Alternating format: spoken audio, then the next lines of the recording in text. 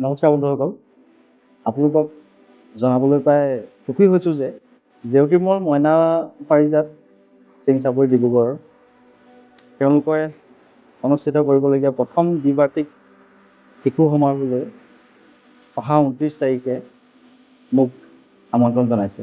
আমাৰ বাবে খুব এক সুখৰ খবৰ, কাৰণ তেওঁলোকৰ অনুষ্ঠানটি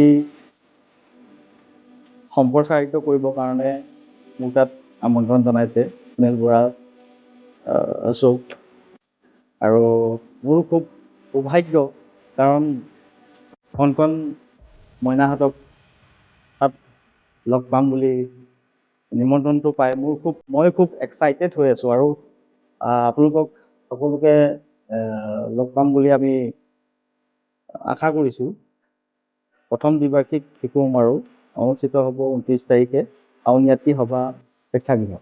আৰু মই আৰু মোৰ লগতে মোৰ টীম আমি যাম আৰু আপোনালোকক সকলোকে লগ পাম বুলি আশা কৰিলোঁ।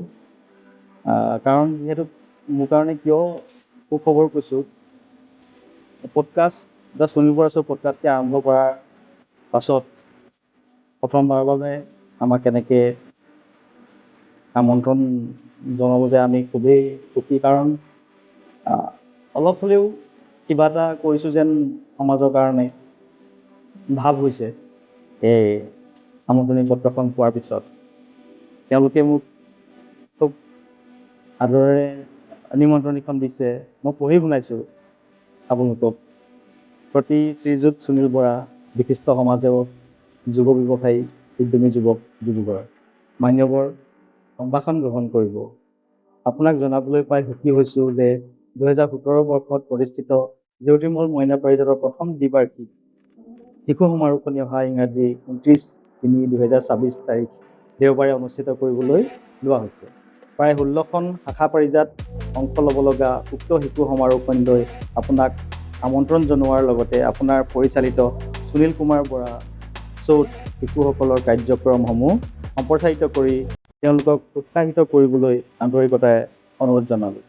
সন্মানেৰে শিশুৰ সেৱাৰ্থে মামণি শৰ্মা সভানেত্ৰী, জিন্তুমণি শইকীয়া সম্পাদক, জেউতি মোৰ মইনা পাৰিজাত।